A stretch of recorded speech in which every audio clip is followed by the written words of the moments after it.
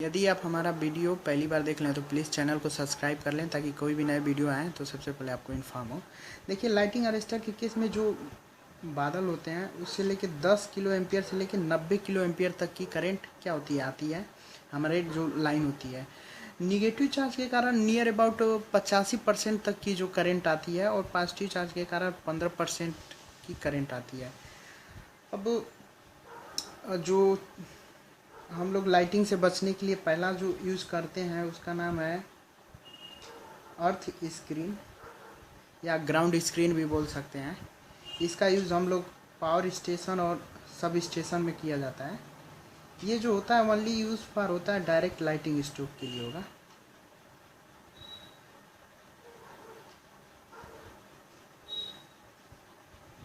और जो दूसरा हम लोग यूज करते हैं ओवरहेड वायर, इसका नाम अर्थ वायर भी होता है। ये ओनली ओवरहेड ट्रांसमिशन लाइन में यूज़ किया जाता है। ये जो होता है ये भी डायरेक्ट लाइटिंग स्ट्रोक के लिए यूज़ किया जाता है। और जो तीसरा हमारे पास आता है लाइटिंग अरेस्टर नाम है जिसका, या इसको सर्ज डाइवर्टर भी बोलते हैं। इसका भी यूज हम लोग पावर स्टेशन और सब स्टेशन किया जाता है। ये जो होता है डायरेक्ट लाइटिंग स्ट्रोक और इनडायरेक्ट लाइटिंग स्ट्रोक दोनों से ये प्रोटेक्ट करता है, जो सर्ज डाइवर्टर है और जो लाइटिंग अरेस्टर है। ये जो होता है ओनली डायरेक्ट लाइटिंग स्ट्रोक के लिए प्रोवाइड किया जाता है। अब डायरेक्ट लाइटिंग स्ट्रोक और इनडायरेक्ट लाइटिंग स्ट्रोक क्या है? डायरेक्ट लाइटिंग स्ट्रोक का मतलब कि जो हमारे बादल से डायरेक्ट बिजली क्या है डायरेक्ट हमारे लाइन पे आए तो उसको डायरेक्ट लाइटिंग स्ट्रोक बोलेंगे। और जो इनडायरेक्ट है, सपोज मान लीजिए अभी बादल से बिजली नहीं आया है, सपोज अभी बादल क्या है लगे हैं, लेकिन जब जैसे ही बादल लगेंगे तो इस पर पॉजिटिव चार्ज और लाइन पे जो होगा निगेटिव चार्ज, तो इसके दोनों के बीच इंडक्शन के जो कारण जो वोल्टेज डेवलप होगा उसको हम लोग इनडायरेक्ट लाइटिंग स्ट्रोक बोलेंगे। तो ये है डायरेक्ट और इनडायरेक्ट लाइटिंग स्ट्रोक। अब हम बात करते हैं, सबसे पहले हमारे पूरे पावर सिस्टम में अल्टरनेटर की बात आती है। तो अल्टरनेटर में जो मेनली फॉल्ट होता है वो स्टेटर में होता है। अल्टरनेटर में जो मेनली फॉल्ट होता है वो स्टेटर में, और स्टेटर का जो मेनली फॉल्ट होता है फेस टू ग्राउंड फॉल्ट होता है। तो हम अल्टरनेटर की प्रोटेक्शन की सबसे पहले बात करेंगे। अल्टरनेटर में किस टाइप की प्रोटेक्शन दिया जाए। तो पहला हमारे पास प्रोटेक्शन है जिसका नाम है मर्ज प्राइस प्रोटेक्शन। इसी का एक दूसरा नाम होता है डिफरेंशियल प्रोटेक्शन। ये हम लोग देंगे अल्टरनेटर के लिए भी देंगे, ट्रांसफार्मर के लिए भी दिया जाएगा।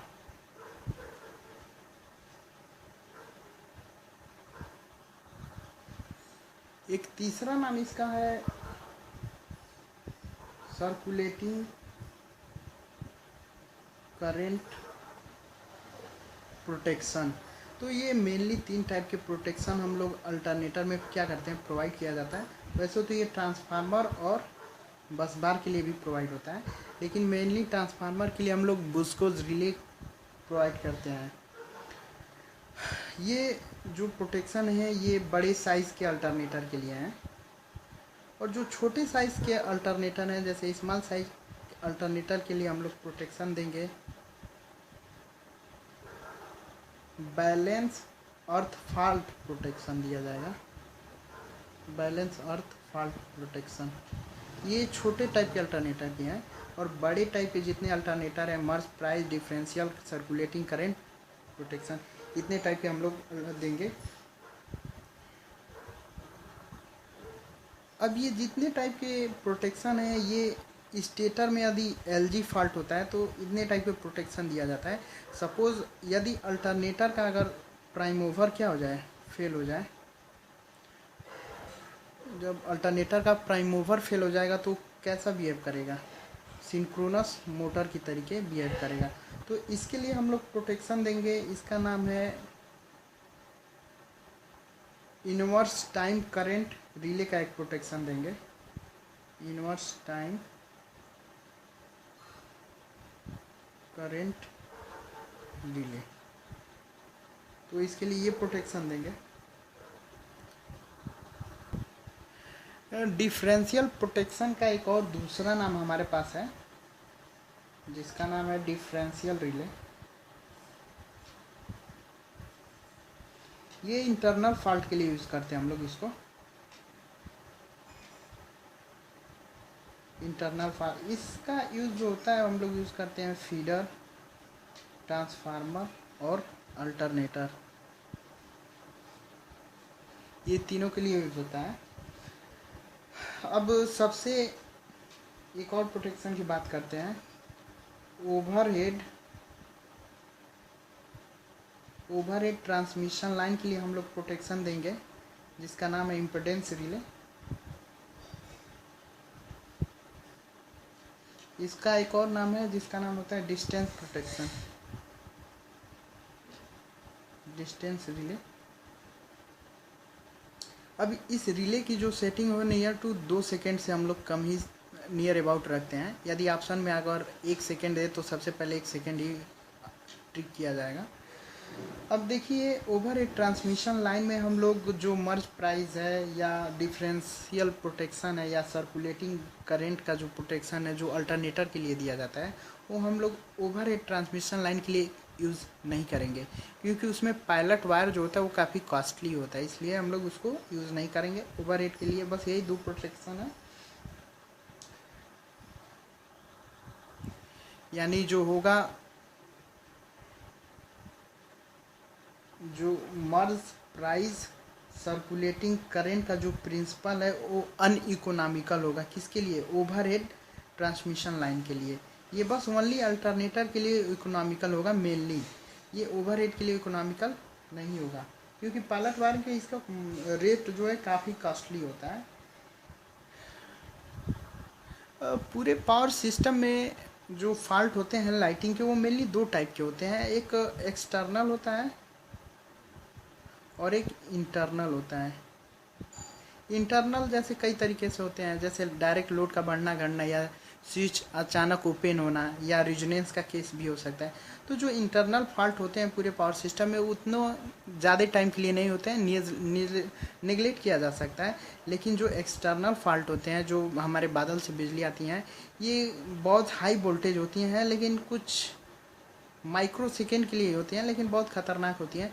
जिसे हम एक्सटर्नल फॉल्ट को क्या किया जाता है देखते हैं। इंटरनल जो फॉल्ट होता है वो नेगलेक्ट किया जा सकता है, उतना कोई इसका रिस्केबल नहीं है, तो मेनली हम लोग एक्सटर्नल फॉल्ट को ही देखते हैं।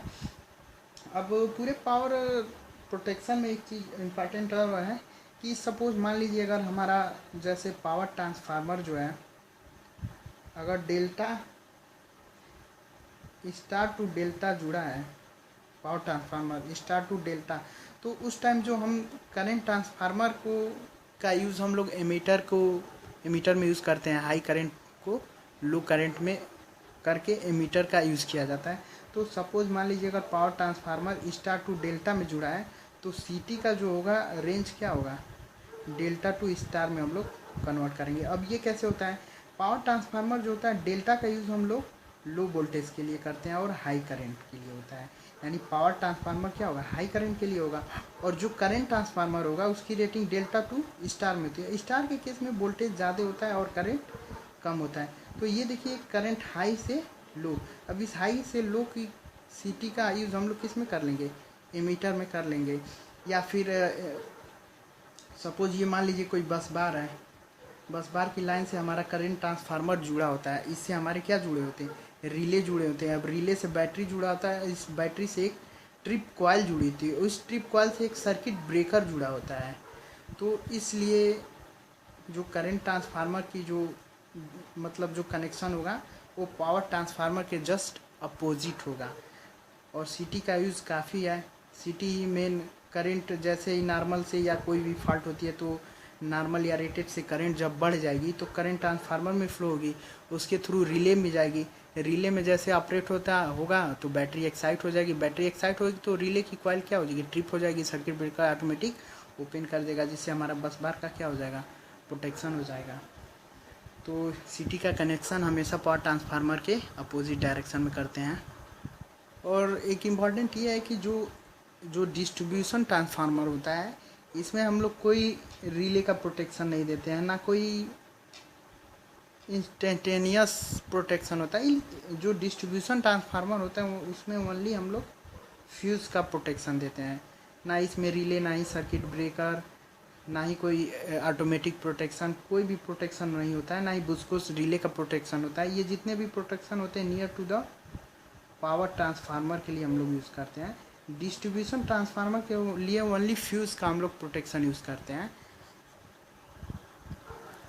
पावर ट्रांसफार्मर में हम लोग मेनली जो बुस्कोस रिले का जो प्रोटेक्शन दिया जाता है वो होता है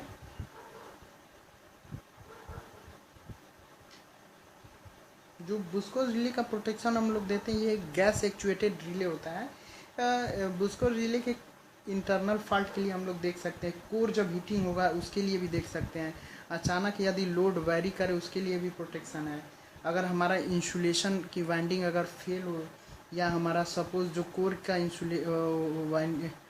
का जो इंसुलेशन है वो भी डैमेज हो, तो सबके लिए बुस्कोस रिले प्रोटेक्ट करेगा। ऑयल का लेवल जब अप या डाउन होगा उसके लिए भी बुस्कोस रिले क्या करेगा, प्रोटेक्ट करेगा। लेकिन जो बुस्कोस रिले यूज़ होगा ओनली पावर ट्रांसफार्मर के लिए यूज़ होगा। डिस्ट्रीब्यूशन ट्रांसफार्मर के लिए ओनली फ्यूज ही यूज़ होगा। नेक्स्ट पॉइंट में जैसे रिले की जितनी भी हम लोग रेटिंग करेंगे उसको वी और आई, बोल्ट और बोल्ट एम्पियर में हम इसकी रेटिंग करेंगे, वी आई रेटिंग करेंगे जितने भी रिले होंगे। और एक इम्पॉर्टेंट पॉइंट है कि पूरे ट्रांसमिशन लाइन में जो एल होता है इंडक्टेंस बहुत ज़्यादा होता है, और जो कैपेसिटेंस होता है वो काफ़ी कम होता है। इंडक्टेंस ज़्यादा होने का मतलब ये है कि पूरे ट्रांसमिशन लाइन की लेंथ ज़्यादा होती है, जिससे इसका इंडक्टेंस ज़्यादा होगा, जिससे इंडक्टिव रिएक्टेंस भी क्या होगा, ज़्यादा होगा, जिससे इम्पिडेंस भी इसका ज़्यादा होगा। तो पूरे ट्रांसमिशन लाइन में इंडक्टेंस ज़्यादा होगा, कैपेसिटेंस कम होता है। इसके कम होने का मतलब ये है कि पूरे ट्रांसमिशन लाइन में जो डिस्टेंस होती है वो काफ़ी कम होती है, तो इससे कैपेसिटी डिस्टेंस जो होती है काफ़ी ज़्यादा होती है, इसलिए हमारा कैपेसिटी क्या होता है, कम होता है। तो ये थे पूरे पावर सिस्टम के प्रोटेक्शन के इम्पॉर्टेंट पॉइंट। तो प्लीज़ इस चैनल को सब्सक्राइब कर लें ताकि और भी आने वाले समय में अच्छे अच्छे वीडियो आएंगे, कम्पिटिटिव वाइज या सेमेस्टर वाइज, हर टॉपिक के टेक्निकल से रिलेटेड अच्छे अच्छे वीडियो आते रहेंगे। तो प्लीज़ आज के लिए बस इतना ही। थैंक्स, हमारा चैनल सब्सक्राइब कर लें। थैंक्स।